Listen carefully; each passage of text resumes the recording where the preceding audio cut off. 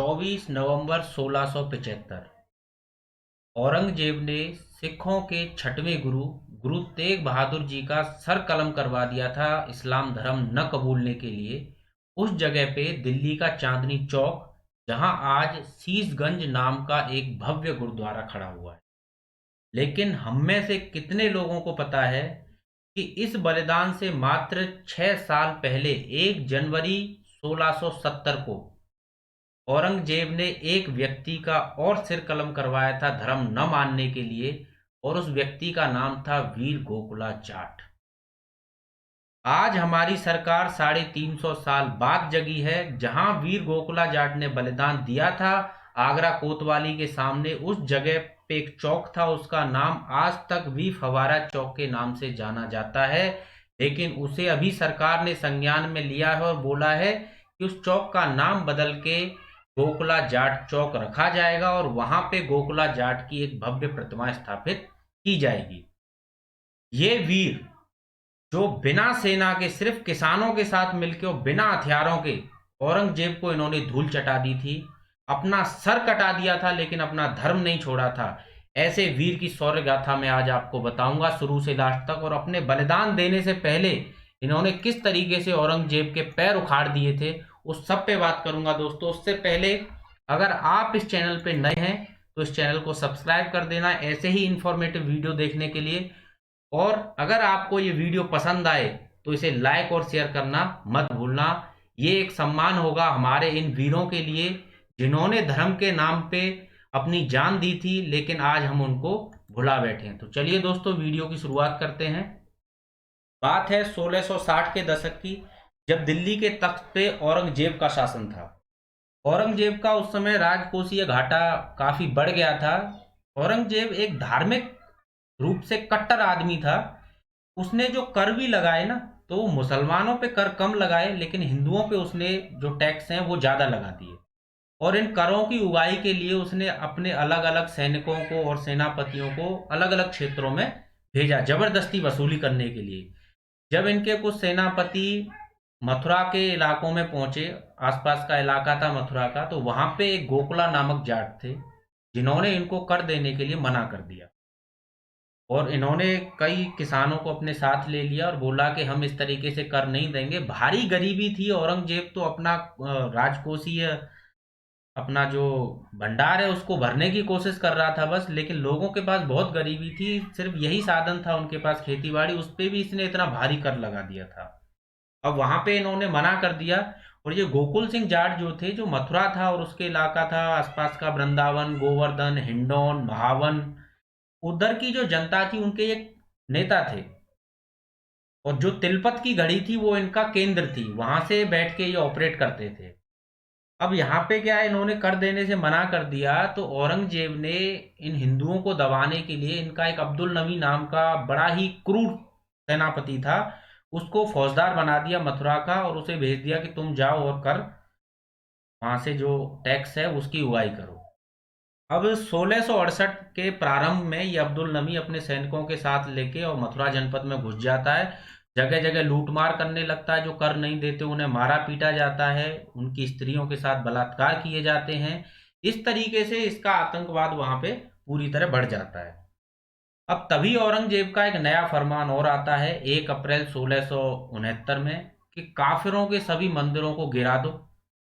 इसके बाद ब्रज क्षेत्र में जो हंगामा मचाता है ये अब्दुल नमी, जगह जगह मूर्तियों को तोड़ दिया जाता है। गुप्त काल के जो प्राचीन मंदिर थे उनको तोड़ दिया जाता है, और ये मूर्तियां इस तरीके से छितरी पड़ी हुई हैं पूरे ब्रज क्षेत्र में। आपको पता होगा ब्रज क्षेत्र कितना ज्यादा धार्मिक है, यहाँ कृष्ण की नगरी है। ये पूरा इन्होंने आतंकवाद मचा दिया था अब्दुल नबी ने वहां पे। जब ये सब करते हुए ये आगे बढ़ रहा था, तो मई महीने की बात है, इसका सामना उस समय गोकुल जाट से हो जाता है। ये सिहोरा नाम का एक गांव था, वहां पे जे हमला कर देता है अब्दुल नबी, और वहां पे गोकुल जाट से इसकी भिड़ंत होती है, और गोकुल जाट के हाथों ये उस युद्ध में मारा जाता है। और जो कुछ मुगल बच जाते हैं वो यहाँ से भाग जाते हैं। इसके बाद गोकुल जाट यहीं नहीं रुकते, इनके नजदीक ही एक सादाबाद नामक क्षेत्र है, ये वहां पे जाते हैं। वहां पे औरंगजेब की एक छावनी होती है, ये उस छावनी में आग लगा देते हैं, और ये आग इतनी भयंकर होती है कि इसकी लपटें जो हैं वो दिल्ली और आगरा के किलों से भी देखी जाती हैं। अब औरंगजेब को इससे काफी बुरा लगता है, लेकिन हिंदुओं में एक नई ऊर्जा का संचार होता है और उन्हें लगता है कि हाँ, ये जो मुगल जो आज तक किसी से हारे नहीं है, इनको हराया जा सकता है। इसके बाद दोस्तों अगले 5 महीने तक लगातार लड़ाइयाँ होती रहती हैं। औरंगजेब अपने अलग अलग सेनापति, अलग अलग सेनाएं वहां भेजता रहता है, लेकिन गोकुल जाट किसी से पराजित नहीं होते हैं। कुछ लोगों को ये मार देते हैं और कुछों को भगा देते हैं। आखिरकार हार के औरंगजेब सितंबर के महीने में एक सब सिकन खां नाम का एक सेनापति होता है, उसको एक संधि प्रस्ताव लेके गोकुल सिंह के पास भेजते हैं। उस संधि प्रस्ताव की शर्तें इस प्रकार होती हैं कि बादशाह तुम्हें माफ कर देंगे, लेकिन तुमने जो मुगलों से सामान लूटा है तुम उसको वापस कर दो, और उस बादशाह को ये वचन दो कि तुम भविष्य में कोई इस टाइप का विद्रोह नहीं करोगे। अब सिर्फ संधि की इतनी तीन ही बातें उन्होंने सुनी थी। इसके बाद गोकुल सिंह ने पूछा कि भाई मेरा अपराध क्या है, मेरा अपराध क्या है कि जो मैं तुम्हारे बादशाह से क्षमा मांगूंगा। उल्टा तुम्हारे बादशाह को मुझसे क्षमा मांगनी चाहिए, क्योंकि उसने बिना वजह ही मेरे धर्म का अपमान किया है और यहाँ लोगों को नुकसान पहुंचाया। अब इस संधि की आगे की चर्चा करना तो बेकार ही था, यहाँ सीधा गोकुल सिंह ने इसके बारे में मनाही कर दिया। औरंगजेब क्या है, उस समय ये सोचता था कि जो आदमी विद्रोह कर रहा है उसको कहीं किसी जगह का राजा और ठाकुर की उपाधि दे दूंगा, इससे वो थोड़ा सा मेरे पक्ष में आ जाएगा, मेरा पालतू बन जाएगा। और औरंगजेब का जो अल्टीमेट एम था वो ये था कि वो हिंदुस्तान में दारुल इस्लाम को बढ़ाना चाहता था, यानी कि वो पूरी तरह से हिंदुस्तान को इस्लामिक कंट्री बनाना चाहता था। अब यहाँ पे तो औरंगजेब की कूटनीति फेल हो गई। अब औरंगजेब इस बात से नाराज होकर एक बहुत बड़ी सेना लेके, जिसमें तोपें थी और घुड़सवार थे, लेके मथुरा की तरफ कूच कर देता। अब औरंगजेब 28 नवंबर 1669 को मथुरा पहुंच जाता है। वो मथुरा में वो एक छावनी बनाता है और यहाँ से वो ऑपरेट करता है कैसे गोकुल सिंह जाट को दबाया जाए। अब जो गोकुल सिंह जाट की सेना थी उसमें कोई वेतनभोगी सैनिक नहीं थे, न वो कोई ट्रेंड सोल्जर थे, न उनके पास हथियार थे। वो तो बेचारे किसान थे जो अपने परिवारों के लिए और अपनी धर्म की रक्षा के लिए सिर्फ वहां पे लड़ रहे थे। और आप सबको पता है नवंबर का जो महीना होता है उसमें गेहूं की फसल की बुवाई होती है। तो ये जो आजू बाजू के जितने भी डिस्ट्रिक्ट से आए थे, आगरा, हाथरस, अलीगढ़, एटा, इटावा, मैनपुरी, ये सब इस साइड से आए हुए थे। इनमें सिर्फ जाट ही नहीं थे, इनमें अहीर भी थे, गुर्जर भी थे। लेकिन जाटों का आंदोलन इसको इसलिए बोला जाता है क्यों अधिकतर मात्रा वहां पे जाटों की थी। बाकी इनमें सभी ने अब पार्टिसिपेट किया था। तो ये लोग वहां पे उस समय अपनी गेहूं की फसल की बुवाई के लिए बहुत सारे लोग इसमें से चले गए थे। तो ये औरंगजेब के लिए एक अच्छा मौका था कि उन किसानों की तादाद वहां पे कम हो गई थी। अब यहाँ पे ये गोकुल सिंह को चारों तरफ से घेरना चाहते थे। तो यहाँ औरंगजेब ने एक हसन अली खान था, उसको मुरसान की तरफ से भेजा। एक इलाका है मुरसान, वहां से भेजा गोकुल सिंह की तरफ लड़ाई करने के लिए। और उसने 4 दिसंबर 1669 को चुपके से अचानक ही एक छापामार लड़ाई लड़ी। और जाटों की 3 गढ़ियां थी। गढ़ियां क्या, एक ऐसे छोटे मोटे मिट्टी के किले ये बनाया करते थे। उसमें एक रेवाड़ा, चंद्ररख और सरखरू नाम की ये गढ़ियां थी, जिनको कि भाई तोपों के आगे और बंदूकों के आगे कहाँ ये गढ़ियां टिकती और ये टूट गई। लेकिन जाटों का मनोबल वहां पे नहीं टूटा। हसन अली खान को ये सफलता मिली। इस सफलता की बदौलत औरंगजेब ने उसे मथुरा का फौजदार बना दिया। और उसकी सहायता के लिए, यहाँ पे जाट अपनी लड़ाई हारे नहीं थे, सिर्फ उनके कुछ इलाके वहां पे वो हार गए थे, पूरी लड़ाई नहीं हारे थे। उसकी सहायता के लिए उसने आगरा से अमानुल्लाह खां को भेजा, मुरादाबाद का फौजदार नामदार खां, आगरा शहर का फौजदार होशियार खां, इन सबको अपनी अपनी सेनाएं लेके हसन अली खां के साथ भेज दिया कि गोकुल सिंह को तुम लोग चारों तरफ से घेरो। अब इतनी बड़ी सेना लेके यहाँ पे आ गया है हसन अली खां। और दिसंबर 1669 का ये आखिरी सप्ताह था, साल खत्म होने ही वाला था। तिलपत, जो मैंने आपको बताया गोकुल सिंह की जो मेन केंद्र था तिलपत की गढ़ी, वहां से 20 मील की दूरी पर गोकुल सिंह और औरंगजेब की शाही सेनाओं का सामना होता है। अब जाटों ने यहाँ पे इस मुगल सेना का पूरा दृढ़ निश्चय के साथ सामना किया। सुबह से शाम तक लड़ाई होती रही, कोई निर्णय नहीं हुआ। दूसरे दिन भी लड़ाई हुई, कोई निर्णय नहीं हुआ। ये देख रहे हो आप इस लड़ाई में कि मुगल सेना के पास तोप खाना था, घुड़सवार थे, सब कुछ था, फिर भी वो 3 दिन तक गोकुल सिंह पे जीत हासिल नहीं कर पाए। ये जो इतिहास आप पढ़ोगे तो उसमें देखोगे कि ऐसी ऐसी लड़ाइयां हुई हैं, बड़ी बड़ी लड़ाइयां हुई हैं। उदाहरण के लिए देख लें तो हल्दी घाटी का युद्ध है, जिसका निर्णय मात्र 3 घंटे में हो गया था। इसी तरह पानीपत के तीनों युद्ध एक एक दिन में खत्म हो गए थे। लेकिन यहाँ वीर गोकुल सिंह की किसानों की सेना औरंगजेब के साथ 3 दिन तक लगातार लड़ रही थी। तीसरे दिन भी भयंकर संग्राम होता है।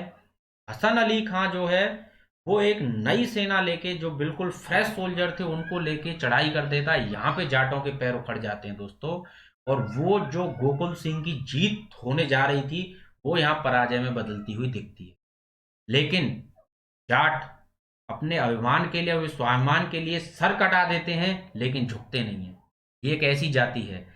इन्होंने वहां पे अपने घरों को नहीं भागे। ये सारे किसान थे, चाहते तो अपनी जान बचा के अपने अपने इलाकों को भाग जाते, लेकिन ये नहीं भागे। इन्होंने अपना डेरा लगाया तिलपत की गढ़ी में, जो कि 20 मील दूर थी उस युद्ध मैदान से। वहां चले गए। वहां भी 3 दिन तक लगातार लड़ाई होती रही। लेकिन औरंगजेब के पास भारी तोप थी, घुड़सवार थे, और ये मिट्टी की गढ़ी कितनी देर तक टिकती। लेकिन फिर भी 3 दिन तक वहां पे लड़ाई हुई, और इसको तिलपत की गढ़ी का युद्ध के नाम से जाना जाता है इतिहास। तिलपत की गढ़ी के गिरते ही गोकुल सिंह और उनके ताऊ थे उधम सिंह, उनको सपरिवार बंदी बना लिया जाता है। और 1 जनवरी 1970 को, नया साल था, 1 जनवरी 1970, गोकुल सिंह और उनके ताऊ को आगरा कोतवाली में लाया जाता है। उनके हाथ बंधे हुए हैं, गले में पैरों में बड़ी बड़ी जंजीरें लगी हुई हैं, और उनको औरंगजेब के सामने पेश किया जाता है। अब औरंगजेब उनसे बोलता है कि अगर तुम जान की खैर चाहते हो तो इस्लाम कबूल कर लो, और रसूल के बताए रास्ते पे चलो। बोलो क्या कहते हो, इस्लाम या मौत। गोकुला जाट बड़े वीर थे।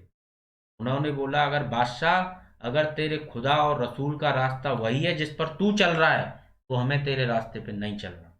और एक और बात इन्होंने यहाँ पे बोली थी, जो कि चिढ़ाने के लिए बोली थी औरंगजेब को, कि अगर तू अपनी बेटी मेरे से ब्याह दे तो मैं थोड़ा सा सोच सकता हूँ कि मैं इस्लाम कबूल करूंगा कि नहीं करूंगा। ये एक मजाक था।